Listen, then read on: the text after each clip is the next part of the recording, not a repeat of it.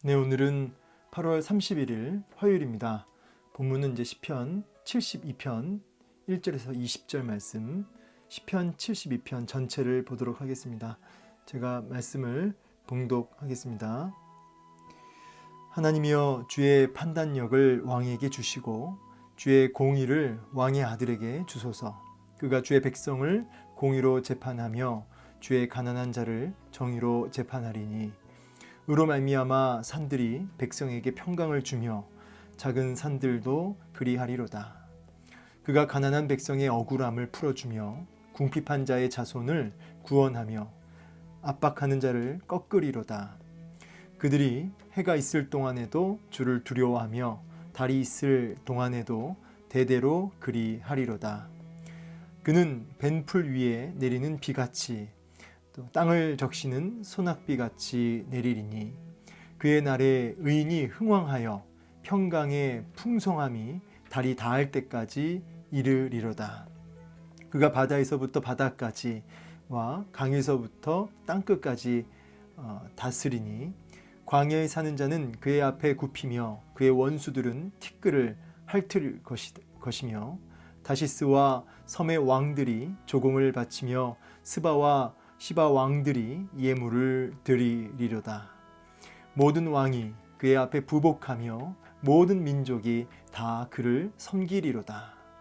그는 궁핍한 자가 부르짖을 때에 건지며 도움이 없는 가난한 자도 건지며, 그는 가난한 자와 궁핍한 자를 불쌍히 여기며 궁핍한 자의 생명을 구원하며 그들의 생명을 압박과 강포에서 구원하리니, 그들의 피가 그의 눈앞에서 존귀히 여김을 받으리로다.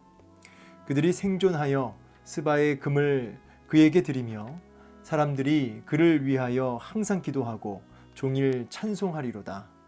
산 꼭대기의 땅에도 곡식이 풍성하고 그것의 열매가 레바논같이 흔들리며 성에 있는 자가 땅의 풀같이 왕성하리로다.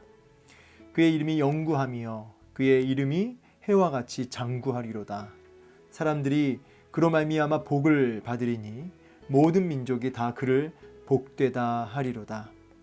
홀로 기이한 일들을 행하시는 여호와 하나님 곧 이스라엘의 하나님을 찬송하며 그 영화로운 이름을 영원히 찬송할지어다. 온 땅에 그의 영광이 충만할지어다. 아멘, 아멘. 이세 아들 다윗의 기도가 끝나니라. 아멘. 네, 오늘 이제 본문은 이제 72편인데요. 우리 한 절씩 좀 보도록 하겠습니다. 네, 벌써 이제 8월 30일이네요. 이제 오늘이 이제 8월 달의 마지막 본문이고요. 또 내일부터 이제 9월이 되겠습니다.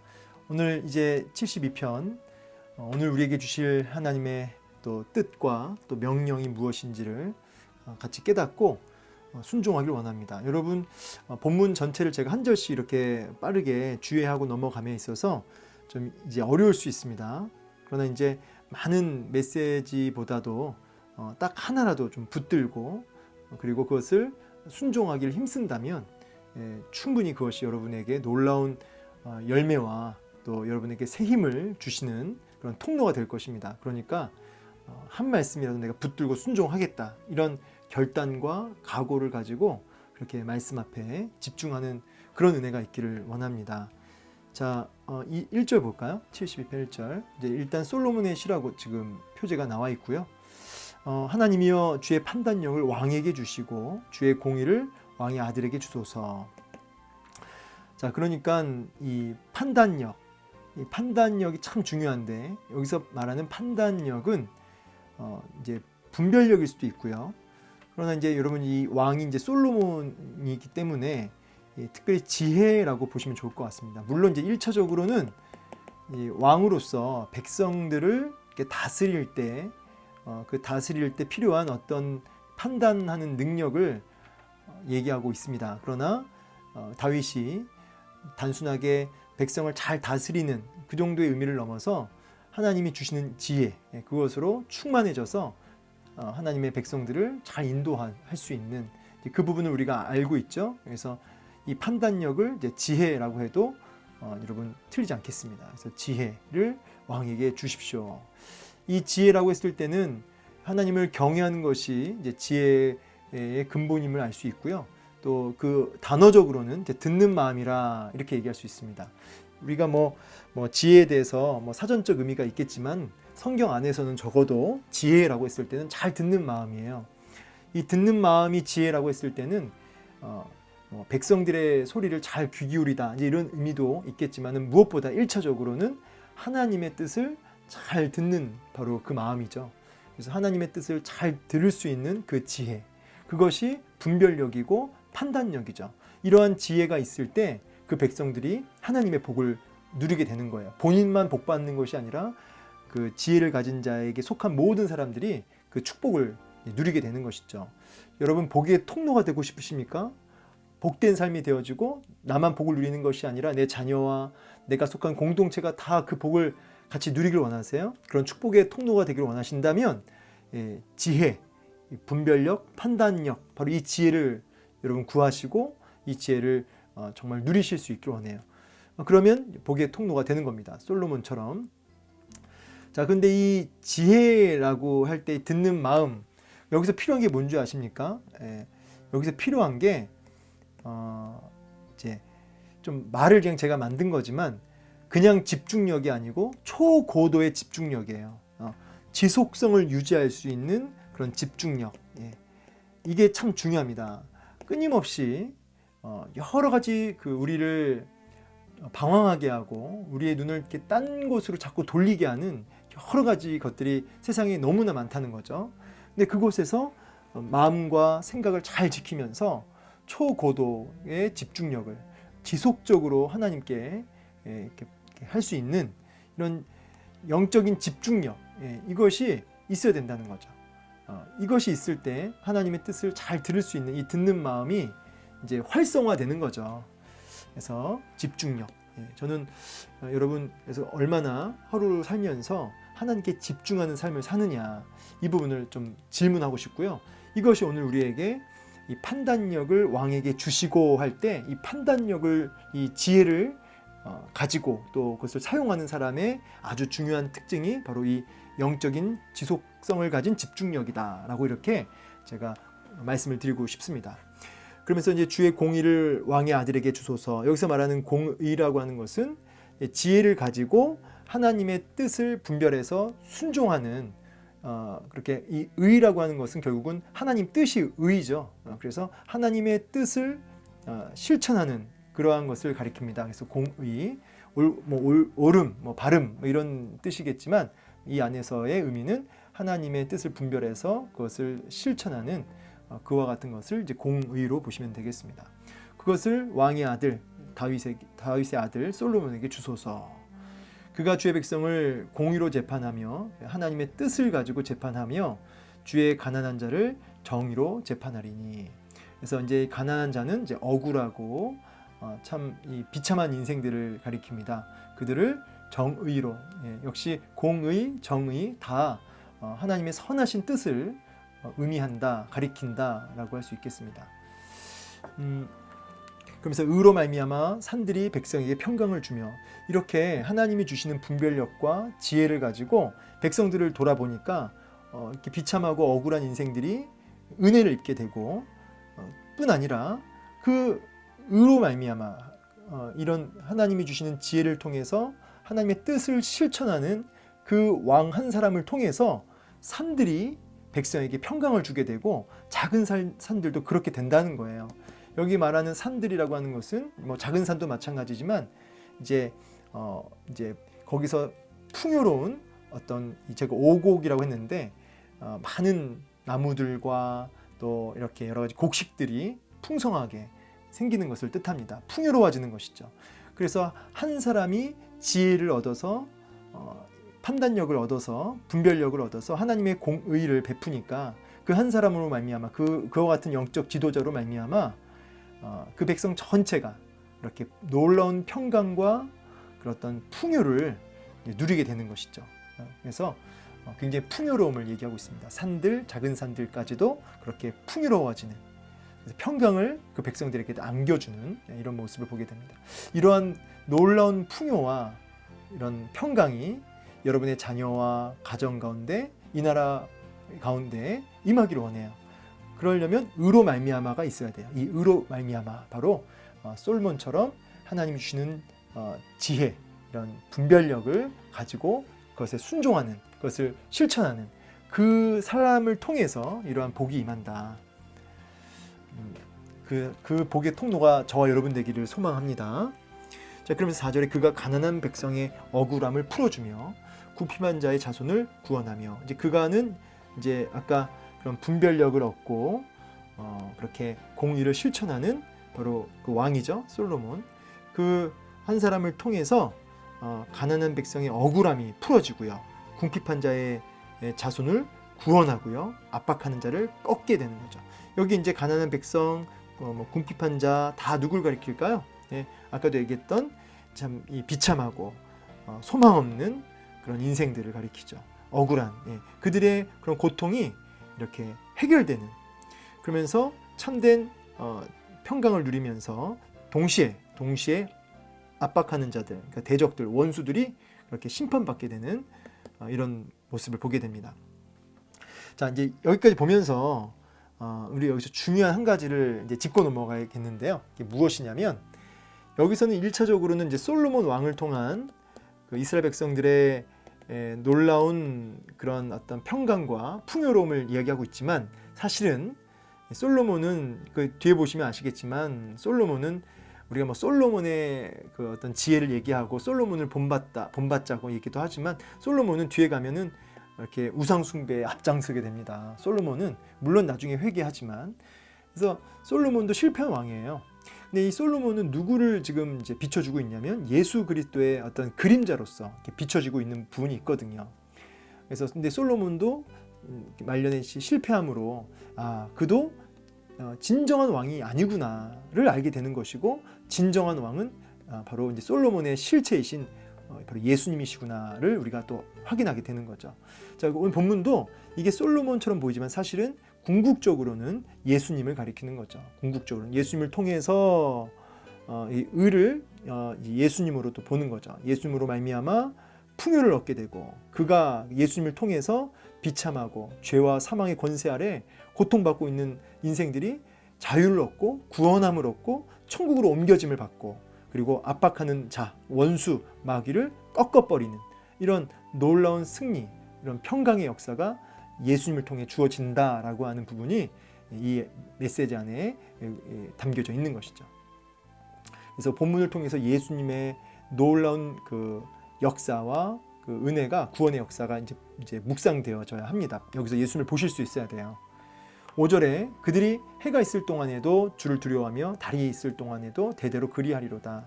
이 그들이, 그러니까 여기 해와 달은 이제 어떤 해와 달이 같이 나왔는데, 이게 다 뭘 가리키냐면 영원히, 이런 뜻이에요. 영원히 주를 두려워하게 되는 거죠. 자, 그래서 이 그들이 누굴까요? 이제 백성들 가리킵니다. 하나님의 백성들이 그렇게 영원히 하나님을 경외하며 하나님을 섬기는 모습을 이제 말씀하고 있는 것이죠. 그렇게 여호와를, 그러니까 예수님을 통해서 우리가 하나님을 더 경외하게 되고 또 섬기게 되는, 이제 이렇게 되는 것이죠. 1차적으로는 이제 솔로몬 왕을 통해서, 여호와를 경외하는 솔로몬 왕을 통해서, 공의를 행하는 솔로몬 왕을 통해서 그 백성 전체가 하나님을 경외하며 섬기게 되는 모습을 보게 됩니다. 6절에 그는 벤 풀 위에 내리는 비 같고 땅을 적시는 소낙비 같이 내린다. 여기 이제 벤 풀이라고 하는 것은 그 의미를 좀 직역하면 풀 베는 때를 가리키는데, 초여름이고요. 풀 베는 때 자체는 이 비가 내리지 않아서 굉장히 그 비를 기다리는, 아주 비를 목말라 하는 그런 시기라고 합니다. 그래서 벤 풀 위에, 이 말은 굉장히 그 물이 귀하고 정말 비를 목말라 하는, 정말 비를 목말라 하는 아주 그 순간에 때마침 내리는 비와 같다는 거죠. 얼마나 이 비가 큰 위로가 되겠습니까? 그 땅을 그렇게 적시는 소낙비 같이, 그렇게 소낙비처럼 막 내린다는 거예요. 막 은혜가 쏟아 부어지는 것이죠. 그래서 이 그는, 솔로몬 한 사람을 통해서 이런 놀라운 그런 은혜의 비가, 은혜의 축복의 비가 막 소낙비처럼 막 쏟아지는 것이죠. 그렇게 여호와를 경외하며 하나님 분별력을 가지는 그런 하나님께 집중하는 인생을 통해서 그렇게 이런 놀라운 은혜의 소낙비가 공동체 전체 가운데 이렇게 부어지는 것이에요. 근데 궁극적으로는 예수님을 통해서 이러한 은혜의 소낙비가 당신의 백성들 가운데 부어진다는 것이죠. 그의 날에 사실은 메시아의 날, 예수님의 시대를 가리키는 거죠. 의인이 흥왕하며 평강이 풍성함이 달이 닿을 때까지 이리로다. 달이 닿을 때까지, 이것도 영원이란 뜻이고요. 영원히 하나님의 평강과 또 의인이라고 하는 것은 이제 하나님의 백성들을 가리키죠. 아까 공의를 실천하는 하나님의 뜻 앞에 순종하는 그런 의인들이 이제 그의 날, 메시아의 날에 흥왕하게 되고 부흥하게 되고 하나님 주신 놀라운 평강을 영원토록 누리게 될 것이다.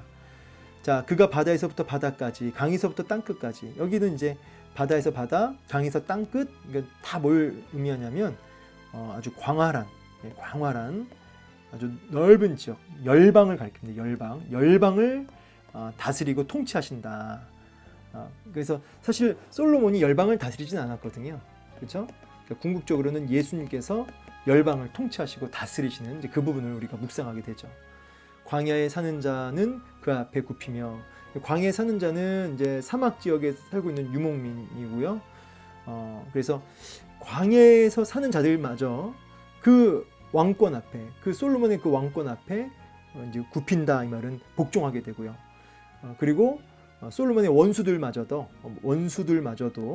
티끌을 핫을 것이다. 여기 티끌을 핫는다는 것은 이제 바닥이 모래잖아요. 티끌이잖아요. 바닥이 모래가 많고 이제 엎드리고 머리를 이렇게 바닥에 붙이니까 입이 바닥에 모래가 입에 닿는 거죠. 이제 그 앞에 굽히며를 좀 더 구체화 형상화한 거예요. 자, 그래서 그 왕권 앞에 열방이 다 무릎 꿇게 된다고 하는 의미라고 할 수 있겠습니다. 그 이제 같은 의미가 10절이죠. 다시스의 섬들의 왕이 조공바치고 스바와 시바 왕들이 예물을 드리려다. 그래서 먼 땅에 있는 그 왕들도 그렇게 조공을 바치는, 그 앞에 그 솔로몬 왕권 앞에 무릎 꿇게 되는. 11절 모든 왕이 그 앞에 부복하며 모든 민족이 다 그를 섬기리로다. 같은 메시지죠. 그러나 사실은 9절, 10절, 11절 말씀이 실제적으로 솔로몬 앞에 당시 상황이 보면 물론 솔로몬이 위대한 왕이었지만 모든 왕들이 그렇게 하진 않았거든요. 다 이것은 예수님, 진정한 왕이신 예수님 앞에 열방이 다 무릎 꿇게 되는 부분을 가리킨다고 할 수 있겠습니다. 그는 궁핍한 자가 부르짖을 때 건지며 도움이 없는 가난한 자도 건지며, 그러니까 도움을 외칠 수도 없을 만큼 힘이 없는 그런 가난한 자들까지도 그렇게 건져내고 일으키고 살리고, 또 그는 가난한 자와 궁핍한 자를 불쌍히 여기고 궁핍한 자에게 자의 생명을 구원하는, 이 그는 다 솔로몬 왕을 가리키지만 궁극적으로 예수님을 가리키는 것이죠. 왜 이렇게 열방이 그 앞에 무릎 꿇게 되느냐? 왜냐하면 12절 바로 그 왕이 그렇게 비참한 인생들을 일으키고 생명을 주고 구원하기 때문이라는 것이죠. 그들의 생명을 압박과 강포에서 구원하고, 그들의 피가, 이 피는 생명을 가리킵니다. 그들의 생명을 귀하게 여겨주시는 거죠. 정말 비참한 소망 없는 이 인생들이, 가난한 자들이 누구예요? 이 가난한 자들이 바로 우리를 가리키죠. 우리 성도들을 가리키는 거죠. 그들의 생명을 귀하게 여겨주시는, 그들이 생존하여 스바의 금을 그에게 드리며 사람들이 그를 위하여 항상 기도하고 종일 찬송하리로다. 그래서 그 은혜를 입은 자들이 이렇게 그 메시아를, 그 왕을, 진정한 왕을 온종일 찬송하는 모습을 보게 됩니다. 여긴 좀 해석이 좀 나뉘어지긴 해요. 여기 그들이 생존하여, 이 그들이를 이제 단수로 저가 생존하여라고 해가지고 이제 왕으로 얘기하는 거죠. 왕이 생존하여 영원히 살아서, 이런 의미입니다. 오래오래 살아서 궁극적으로는 예수님이 영원토록 계셔서 그렇게 영광 받으신다라는 의미로도 이렇게 해석이 되어집니다. 좀 어려우시죠? 네. 16절 산꼭대기의 땅에도 곡식이 풍성하고 또 열매가 레바논 같이 흔들리며, 여기 산꼭대기는 굉장히 이 곡식이 있을 수 없는 곳이에요. 산꼭대기는. 근데 거기마저도 풍요로워진다는 거죠. 그래서 그것의 열매가 레바논 같이 흔들린다. 레바논은 굉장히 그 나무가 많은 곳입니다. 그러니까 풍성한 곳이죠, 아주. 그런데 산꼭대기마저 레바논처럼 그렇게 풍성해지는 진다는 거예요. 그 왕이 통치하는 그 땅에. 그러면서 그의 이름이 영구하며 그의 이름이 해와 같이 장구하리로다. 이 그가 누구냐면 솔로몬을 가리키지만 누구라고요? 궁극적으로는 예수 그리스도. 그래서 그의 영광, 그의 이름 그런 것이 영원할 것이다. 그래서 그분으로 말미암아 복을 받고 모든 민족이 다 그를 복되다 할 것이다. 홀로 기이한 일들을 행하신 여호와 하나님, 이스라엘 하나님을 찬송한다 라고 하면서 그 이름을 영원토록 찬송하는 모습을 보게 됩니다. 그래서 다윗의 기도가 끝났다 이렇게 말씀하시죠. 자, 오늘 이제 이 말씀에서 이제 가장 중요한 핵심은 무엇이냐면 제가 이제 1절에서 얘기했지만 판단력을 왕에게 주시고 결국은 이런 지혜가 있어질 때, 이런 분별력이 있어질 때 어떻게 되죠?